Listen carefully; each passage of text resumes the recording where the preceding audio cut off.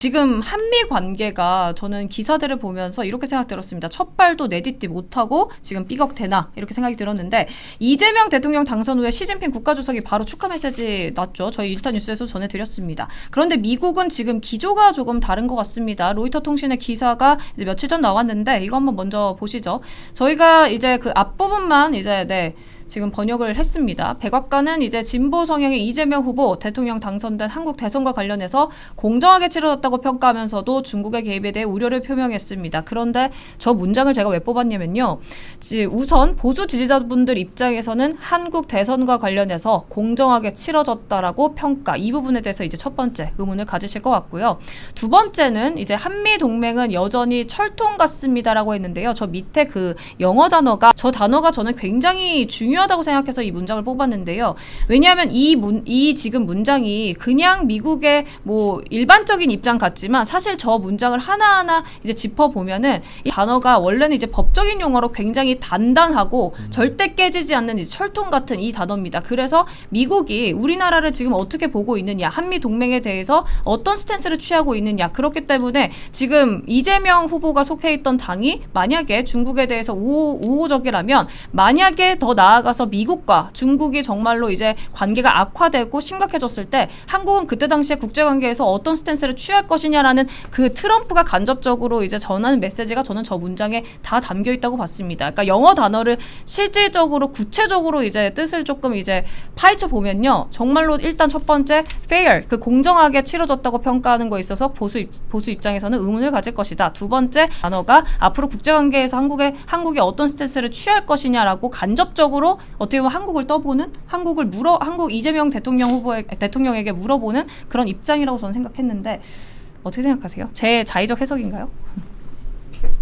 네, 의원님부터. 네. 우리 앵커께서 확실히 이제 미국 유학파 출신답게 영어를 그거는 말씀 안 해주셔도 되는데. 예, 아주 이제 깊게 말씀을 하신 것 같습니다. 이게 아주 이례적인 상황이죠. 왜냐하면 지금 윤석열 전 대통령 같은 경우는 당선하자마자 미국의 당시 바이든 대통령 통화를 했고 그리고 문재인 전 대통령 같은 경우도 뭐 취임 당일날 통화를 했죠. 네. 그런데 지금은 3일째가 지나고 있는데 통화를 하지 못하고 있고 뭐 강유정 대통령실 대변인 같은 경우 뭐 시차 때문에 가는데 그건 말도 안 되는 이야기인 것이고 또 심지어 지금 조금 전에 말씀하셨던 것은 결국 이제 백악관 대변인 어떤 그런 이야기인데 네. 백악관 대변인조차도 이재명 대통령에 대한 어떤 축하 메시지보다는 한미 관계를 이야기하고 또 한미 관계에서는 특히 또 중국의 어떤 개입과 영향의 행사에 반대한다. 이런 식으로 원래 이런 어떤 외교 관계에서 특히 대통령 어떤 취임 관련된 메시지로서는 굉장히 지금 이상한 그런 어떤 말들 멘트가 지금 오고 가고 있습니다. 그리고 잘 아시겠지만 지금 대한민국과 지금 미국과의 관계에서는 지금 통상 문제뿐만 아니라 주한미군 이런 어떤 문제에 관련해서 굉장히 민감한 사항이 많음에도 불구하고 굉장히 지금 하지 않고 있다. 결국은 종합적으로 봤을 때 지금 미국은 이재명 정권에 대해서 어떤 환영보다는 굉장히 좀 우려했던 그런 어떤 모습을 저는 보이고 있다고 봅니다. 네. 그러면 왜 이렇게 우려의 모습을 보이냐? 저는 당연하다 봅니다. 첫 번째, 이재명 대통령부터 이미 이화영이가 이미 어제 대북송금, 불법 대북송금으로 7년 8개월 대법원 확정 판결이 났지 않습니까? 여기에 대해서 지금 미국이 보는 시각은 어떠냐? 미국 국무부의 관영 매체죠. 보이스 오브 아메리카, VOA가 벌써 몇 달 전에 어떻게 했느냐? UN 제재의 분명한 위배다. 이렇게 하면서 이화영은 물론이고 이재명 당시 후보도 언급을 한 바가 있습니다.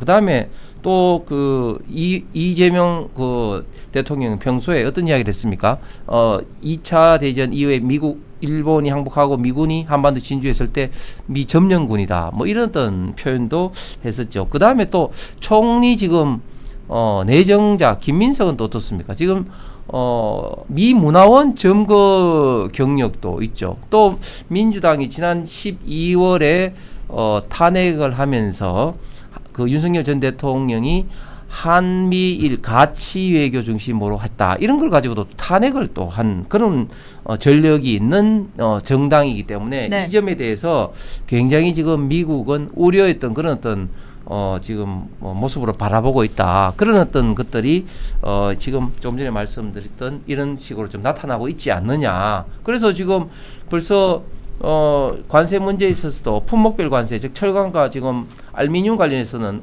그저께죠 50% 지금 중과를 때렸지 않습니까? 그렇기 때문에 앞으로 한미일 관계를 어떻게 이끌어갈 것인가, 이게 이재명 정권의 큰 숙제인 것 같습니다. 알겠습니다. 시청자 댓글 하나만 더 보여주세요, PD님. 저희가 우려스러운 이제 목소리가 있어서 봤는데 지금 대북 송금 혐의 받고 오늘 확정 판결 받은 이제 이화영 전 경기도 평화부지사 아침경 확정됐는데, 그렇기 때문에 트럼프 대통령이 전화를 안 하는 이유가 이것이다. 아니 그렇지는 않을 것 같아요. 저는 아니에요? 보니까 네. 트럼프가 가장 두려워하는 거는 중국의 팽창이거든요. 지금 보면 우리가 미국으로 들어가는 비자를 받을 수가 없어요. 왜냐하면은 지금 미국에 유학가 있는 중국 유학생들 때문이거든요. 하버드 말씀하시는 건가요? 그렇죠. 하버드뿐만 아니라 콜롬비아 모두 일단 중국에서 들어온 유학생들 때문에 전 세계 모든 학생들이 비자를 받을 수 없는 상황이에요. 그만큼 지금 트럼프는 중국의 팽창을 두려워하고 있는데, 사실 트럼프가 이번에 대통령에 당선된 이유도요, 완전 이 반중국, 그러니까 중국의 공격으로부터 미국을 지켜내겠다고 하는 게 가장 큰 부분이 있거든요. 그렇기 때문에 저는 아마 그 트럼프 입장에서 볼 때는 이번에 이재명 대통령이 그동안 뭐 쉐쉐 발언도 있었고 상당히 프로 차이니즈 뭐 이렇게 후보다 하는 이런 것들이 있었기 때문에 굉장히 네. 친중국적인 그런 성향이 있다고 생각했기 때문에 아마 도대체 이 이재명 대통령이 누굴까, 어떤 성향일까, 이런 것들에 대한 저는 굉장히 좀 탐색전이 좀 있지 않나 하는 좀 생각이 있고요.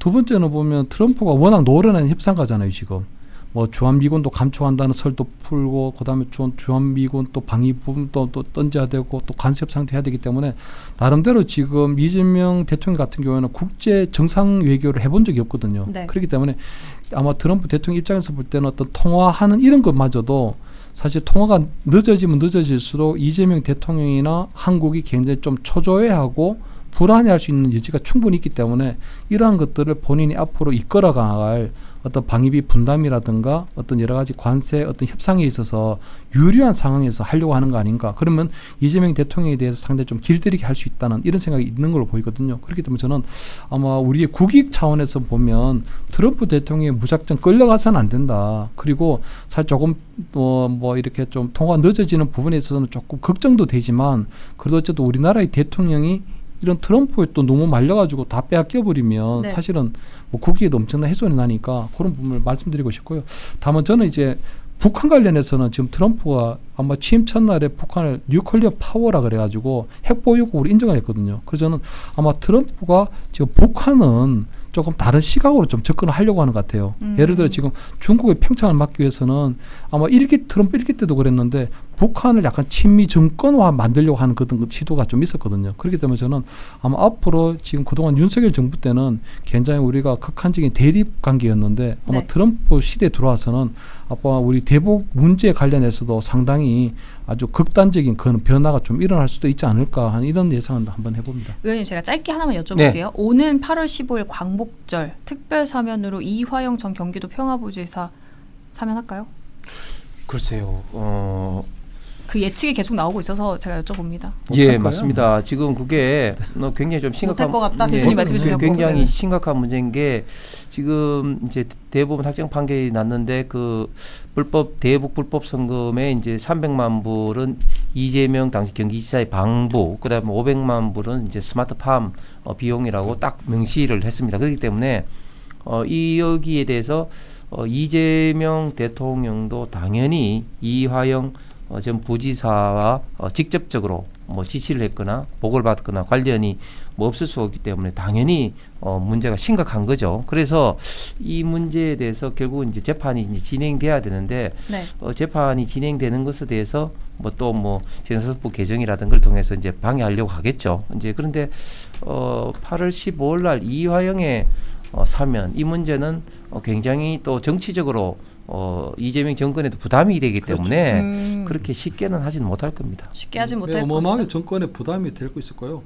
사실 이화영 전 부지사 같은 경우는 이제는 대통령 이재명 이제 후보 대표에서 이제 대통령이 됐기 때문에 더 이상 어떤 뭐 이재명 대통령 관련한 어떤 이야기를 더 이상 할 수가 더 없게 되는 거죠. 더 이제 뭐 살벌한 그 상황이 되니까 더 선을 긋게 될 것이다. 하게 되고, 네. 예, 그리고 아마 또 언젠가는 또 7년 8개월 받았는데 7년 8개월을 몽땅 교도소에서 생활할 수는 없거든요. 그래서 언젠가 사면을 바란다면 지금부터는 아마 더욱더 자물쇠를 할 가능성이 높고, 저는 이번 8월 15일 날 하면은 이재명 정부에 너무 큰 정권 부담이 되기 때문에 하긴 아마 7년 8개월 받았는데 7일 하고 8시간 있다가 나오면 그건 또 곤란이잖아요. 그리고 지금 뭐 이화영 재판이 3건이 있는데요. 한 건이 지금 대법원 확정 판결이 났고 나머지 쌍방으로부터 돈을 받다는 그런지 이런 3건이 지금 현재 2건이 또 진행되고 있습니다. 네. 그리고 저는 이제 민주당은 다른 건 몰라도 이제 여론의 동향은 굉장히 민감하게 보는데 예를 들어서 지금 이재명 대통령이 이제 방탄을 위해서 추진하고 있는 법들, 법원조직법이라든지 형사소송법이라든지 그 다음에 공직선거법 이 문제를 속도 조절을 하고 있습니다. 예를 들면 법원조직법 개정을 통해서 대법관의 숫자를 지금 기존에 14명에서 30명 올리는 이 부분에서 지금 현재는 법안 소위가 통과돼 있고 법안 이제 법사위 전체위를 통과를 시켜야 되는데 박찬대가 어떤 이야기를 했냐면 전체를 통과시키기 전에 좀 여론 좀 수렴을 좀 더 해보자는 식으로 조금 일단 속도 조절을 하고 있습니다. 네. 자, 그러면 언제쯤 할 거냐? 제가 아까 말씀드렸듯이 3대 특검이 이제 발효가 되고 본격적인 이제 수사를 하면서 완전히 우파 보수 진영을 휘저어 가지고 국민의 여론이 와 어떻게 저런 정당이 하면서 이게 오를 때 저는 그런 법들을 저는 싹 통과시킬 가능성이 많다고 봅니다. 알겠습니다. 자, 클로징 제가 오늘 클로징은 이 사진으로 좀 대체하겠습니다. 띄워주시죠. 윤석열 전 대통령이 이제 당선된 이후에 트럼프 대통령과 이제 통화를 했던 사진입니다. 그리고 다음 사진도 띄워주시죠. 저희가 앞서 말씀드렸죠. 이재명 그 대선 후보가 대통령이 되고 나서 이제 트럼프와 그리고 백악관에 취한 입장입니다. 이걸 보시면 확실히 어떻게 지금 미국이 우리나라를 향해서 윤석열 전 대통령과 그리고 현재 이재명 대통령을 향해서 어떤 스탠스를 취하고 있는지 말을 하지 않아도 이제 아실 것 같아서 제가 사진으로 대체하고요.